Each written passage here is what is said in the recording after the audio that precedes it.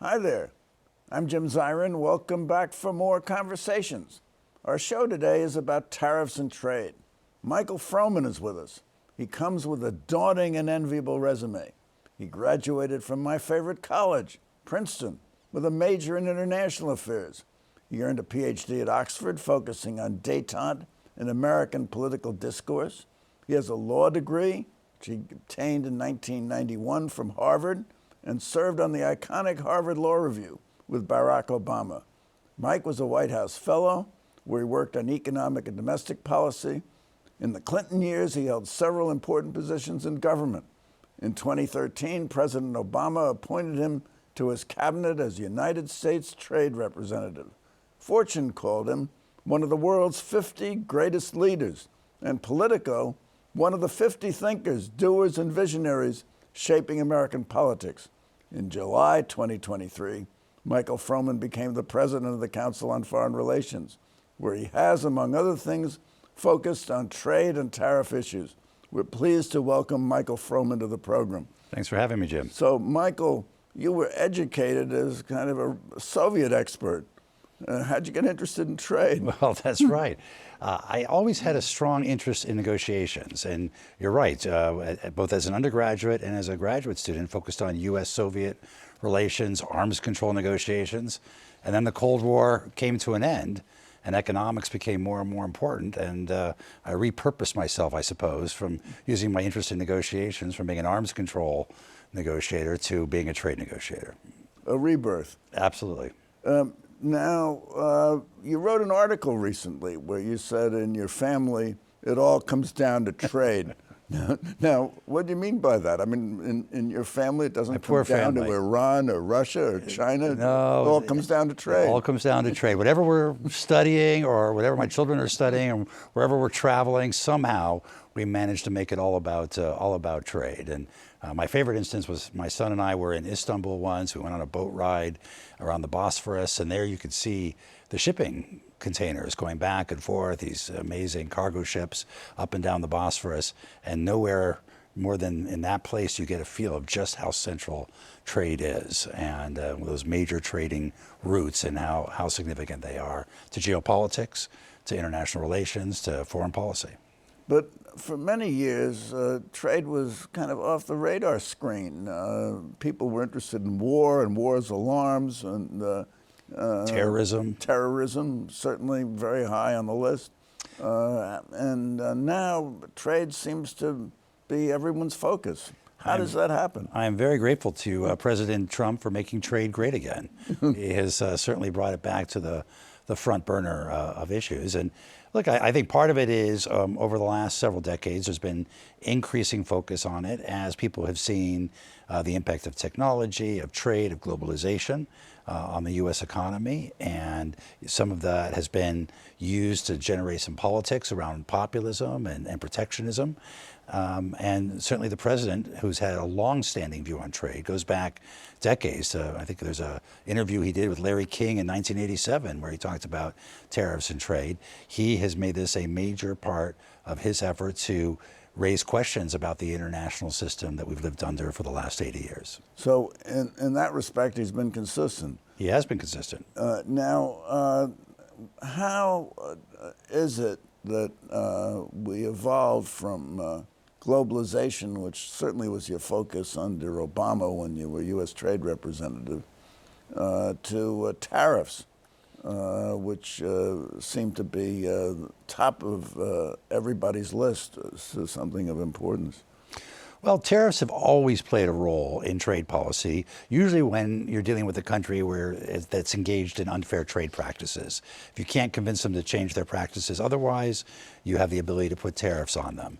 I think what President Trump has done is taken it obviously much further and said that whatever we agreed to, whatever international obligations or commitments we have, we are going to use tariffs as a source of leverage over other countries to get them to come to the table on any number of issues, some related to trade and economics, but it could be around migration or around fentanyl or other issues, as a source of revenue and he's wanted to raise revenue from tariffs, in part to pay for his tax cuts or to substitute for income taxes, but also as a way of driving the reindustrialization of the United States.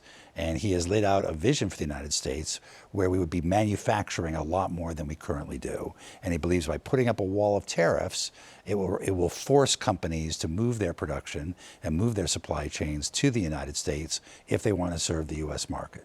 Well, is there a flaw in that reasoning? I mean, certainly they're not going to move their factories to the United States overnight, point one.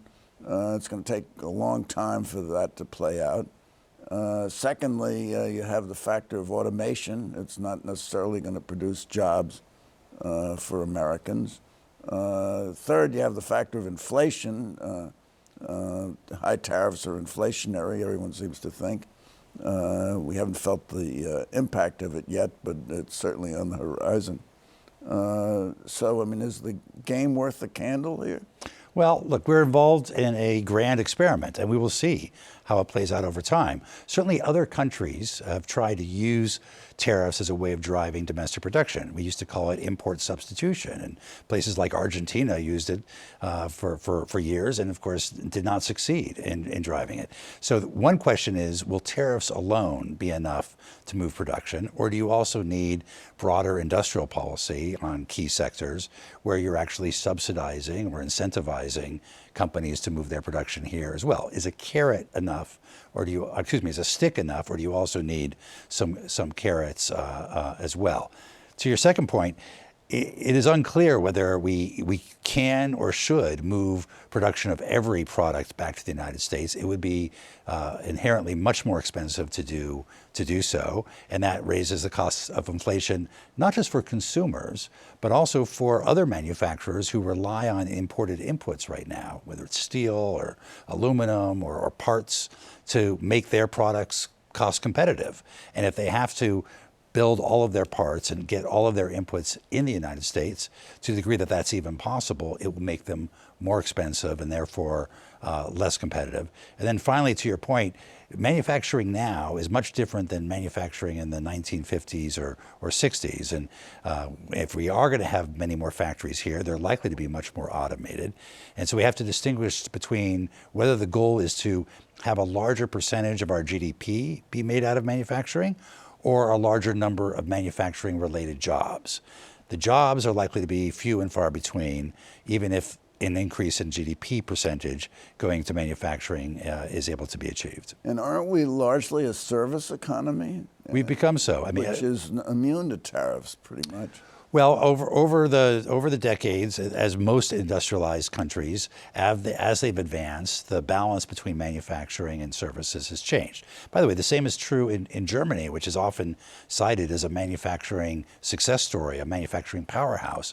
But the percentage of the German economy that is tied to, and German employment that is tied to manufacturing, has declined almost in direct parallel to the United States. And it's because of productivity increases and automation. And so I think that is the issue that we have to deal with. 80% of the American public is now employed in services. And for a long time, there was a premium paid to manufacturing jobs. But recently, now the average service job pays more than the average manufacturing job. And so we have to figure out, are these actually the good jobs that every president hopes to create in the United States? And if so, who is going to benefit from them? Isn't Trump's reputation for inconsistency a factor here? Because you have a company and the CEO goes to the board and says, fellas and ladies, he's got us. He's imposing high tariffs. We've got to move factories to the United States. And some board member says, well, but suppose we make the capital commitment and then he decides not to have tariffs. Or suppose he decides to remove tariffs. Then where are we? Where do we stand? I think that's a factor? I think that's a real issue, Jim, because first of all, it would be true of any president to a certain degree. These are big decisions for companies to make. They involve billions of dollars of investment. It's not easy to change your supply chains overnight, and so it requires a real commitment. Any president would face that because there would always be the tendency to say, let's just wait it out and see if the next administration. This president, I think in particular, faces that challenge because, as you said, he's been known to change his views on tariffs month by month, week by week, sometimes in the same day. And so it is very hard for companies to make these decisions with that this kind of certainty that they need in mind. And as a result, a lot of them are just sitting on the sidelines. They're deciding not to invest, not to hire more people because they don't really know what their cost structure is going to be, what their revenue potential is.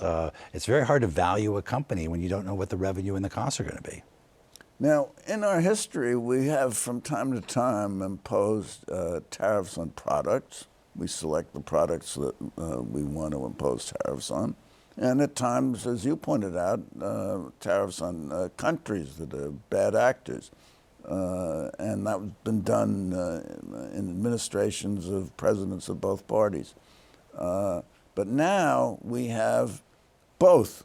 We have tariffs on products, and at the same time, with the same countries, tariffs across the board on countries, 50%, some cases, like China, several 100%. This is a one-off, isn't it, in our history? And what's the rationale for that? Well, I think the president views that the United States has been taken advantage of for a long period of time. We're a relatively open economy. Our average tariff rate is less than many other countries, and that has given great benefits to the American consumer, has allowed for competitiveness of American firms, but it has come at a cost.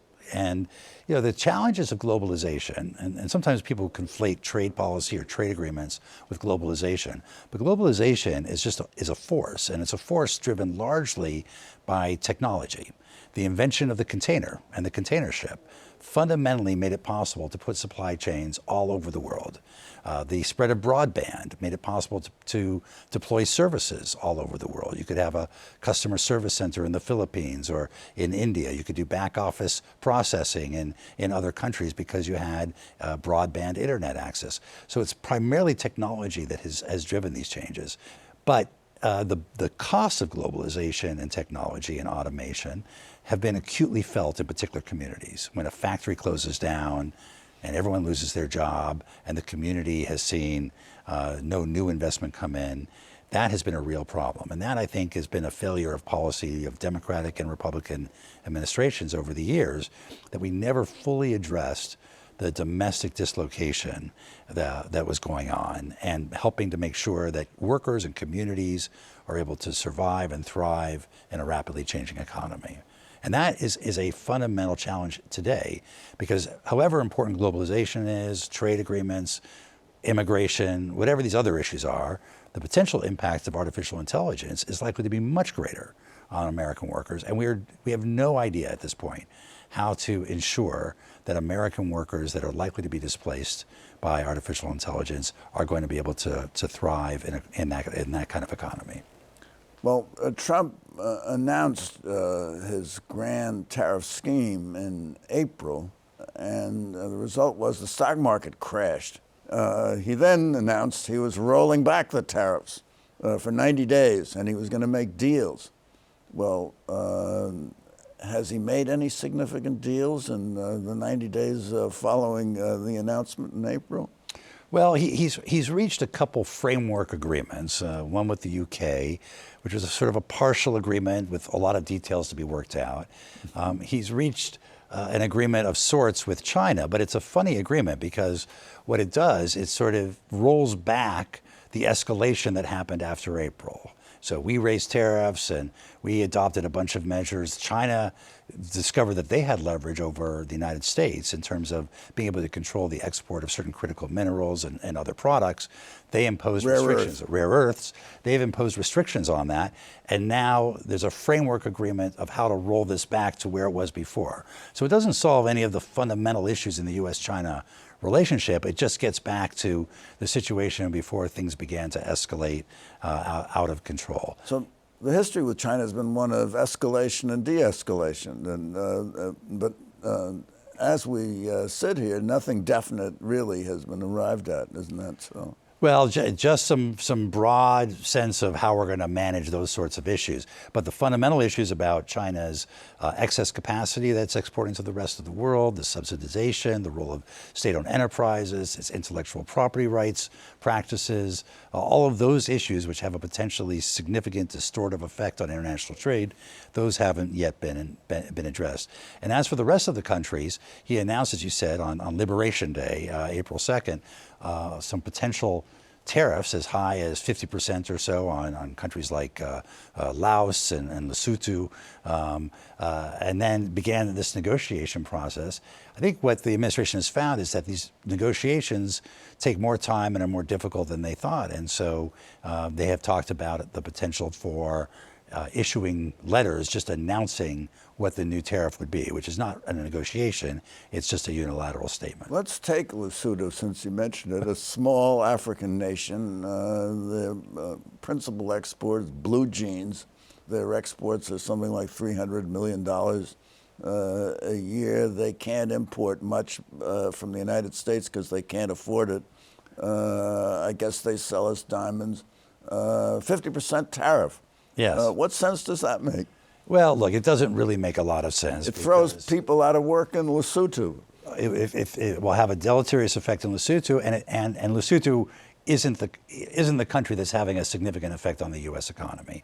It's one thing to deal with countries like China. Number one trading partner or number two trading partner? Number two, I think Mexico has now exceeded it. One. So to deal with Mexico, Canada, China, Japan, the European Union, Korea, these are our major trading partners. No deals with them yet, except you mentioned China. A bit on China, but to take the same approach to Lesotho or Laos, or they even announced tariffs against islands that had no people on them. But which is a little hard to understand. I think the fundamental point is that this administration wants to end up in a situation where we are likely to have a 10% across the board baseline tariff on the rest of the world, with certain tariffs higher than that for particular products, maybe like steel or aluminum, which we view as being critical, and against particular countries where we continue to have significant outstanding issues like China and potentially the European Union and others. And that's likely where we're likely to end up. And that means it's going to be more expensive by definition for the U.S. consumer, for the U.S. manufacturer that has up to now imported parts or inputs into their process, and we're going to have to adjust to that. There is a case for tariffs, by the way. There are times when we should be saying we ought to be willing to pay that higher price, for example, for national security. One thing we discovered because of COVID, Fukushima, other incidents, is how fragile our supply chains are and how much dependency we had on particular countries. We're very dependent on China for all sorts of inputs, including about 75% of the active ingredients of our pharmaceuticals. We're obviously very dependent on Taiwan for advanced semiconductor production. I think, frankly, American companies and companies from all over the world grew complacent because it was so attractive to produce in China, so attractive to rely on Taiwan for semiconductors, that we didn't apply the basics of diversification, of risk management, in looking to see where else should we develop supply chains. So we should be willing to pay something more for supply chain diversification, resilience, and for national security. The question is, how broadly does that go? And does it cover the whole economy? Or do you say, here are a handful of products that it is absolutely essential we not be dependent on China or Taiwan or another country because of our national security, and therefore we're going to either want to produce them here in the United States or potentially produce them in friendly countries we have agreements with that share our national security priorities, share our values, and create a system around that. So is what you're saying is the disease is there, but the cure might be deleterious, harmful to us? I think that's right. I mean, I think like in many areas, what President Trump has an unconventional approach to putting issues on the table, needless to say. But there's an element of truth or a nugget of value there that we need to take seriously. Are we going to invade Greenland? Probably not. Should we be more concerned about Arctic security and what China and Russia are doing in the Arctic, particularly with the melting of the polar ice caps and the creation of new trade routes? Yes, we probably should be. And that may lead to a conversation with Greenland and with Denmark about enhanced defense cooperation in certain areas. Are we going to take back the Panama Canal? Probably unnecessary. But should we be concerned about Chinese activity in Latin America, including in infrastructure, including around ports? Sure, that is something that should get more of our attention, and that's the element of what President Trump has said that ought to be taken very seriously. So if you were the United States Trade Representative, and of course you wouldn't want to be fired, what would you be telling President Trump today? Well, look, I think I try to connect the dots between different objectives that the president has laid out. He wants to win vis-a-vis China. He wants to make sure we are the winner in certain technologies, that we've got the strongest economy, the most productive, the most innovative economy.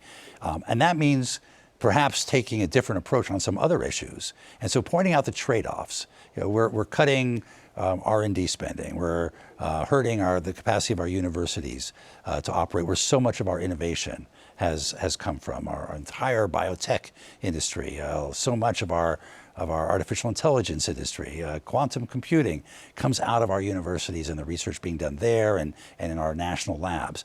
It makes no sense, if you want to be number one, if you want to win, to be cutting the heart of what has made us number one for all these years. And I'd be sort of emphasizing those trade-offs, that if you really want to have a strong position on these issues, then we need to fund these things. We need to keep on nurturing the innovation environment, not killing it. Because if you lose, you're yielding the ground to China. Absolutely. And China is very ready, willing, and able to fill the void. As they've seen us pull back internationally or to alienate some of our partners, they have gone on a charm offensive. And quite effectively, what used to be everyone's focus on China, if we just roll back the clock a couple of years, China's decision to back Russia in its invasion of Ukraine did something that was very difficult for U.S. presidents to do, which is to draw the United States and Europe more closely together vis-a-vis the nature of the China challenge. Now, because of what we've done here in the United States, China is not so much the issue, and the United States is the issue. If you travel around the world, every leader, all the ministers, and the publics, their number one concern is what's going on in the United States, not what is China doing. And that lets the spotlight off of China when that's where it should be. So I have come to the point where I have to ask you a question. Are Trump's tariff policies going to be good or bad for the United States economy and for the world economy? Well, look, first of all, we don't know what tariffs are ultimately going to get imposed. As you mentioned, he's announced very large tariffs, then he's suspended them, then he's reduced them. Now we're involved in a series of negotiations. So we don't know what, at the end of the day, is going to happen. I think every signal is we're going to have at least 10% tariffs. I think on the whole, that is not good for the U.S. economy. It tends to reduce growth, reduce productivity, reduce competitiveness. Is it catastrophic for the U.S.? Probably not, because trade is still a relatively modest part of our economy, a smaller part of our economy than it is for Europe or for Asia. But will it raise the costs? And we saw, President Trump came to power in large part by running on inflation and the scourge of inflation. And does this add to the inflationary pressures along with others of his policies, his tax cuts and other measures? Yes, it does. And so that's where there's a trade-off, and he's going to have to figure out how to manage that. Also, I mentioned earlier that the globalization's challenge was everyone benefited, but it was invisible. The costs were acute, but they were on relatively small numbers of workers and relatively small numbers of communities. He's turned that all on its head. So now the costs of tariffs are going to be on everybody, and they're going to be quite visible. And the benefits of tariffs, if he's successful, which is a big if, are going to be felt by relatively few workers in relatively few geographies, and several years down the road from now. That's a difficult political problem to manage when everyone is paying the cost now for something that they hope will happen to some of their neighbors in the future. To his credit, the president has warned the American people that there's going to be costs. We're going through a transition and there's going to be some pain. But Americans are not always particularly good at taking pain and saying we're willing to make this sacrifice for something that might or might not happen in the future. And the cost will be inflation, at the moment stable at around 4.2%, and there'll be an increase, and also the possibility of recession and slower growth from the United States. That's right. That's right. You know, we have an experiment. In 2018, President Trump imposed 25% tariffs on steel.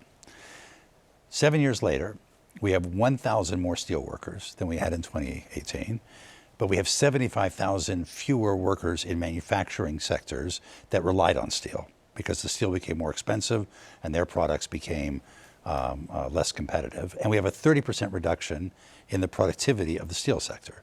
So we have in a microcosm, if just one sector, 7 years of tariffs, we've seen what happens. If we now apply that across the board, that's the kind of effect that the tariffs might have. Undesirable. So, Michael Froman, this has been marvelous, and I wish we could go on for another hour, but we've come to the end. So thank you for coming by. Thank you for coming by. Tune in next week for more conversations. Meanwhile, be well, take care, and all the best. I'm Jim Zirin, and don't forget to download the CUNY TV app so you can hear programs like this wonderful program when you're on the road.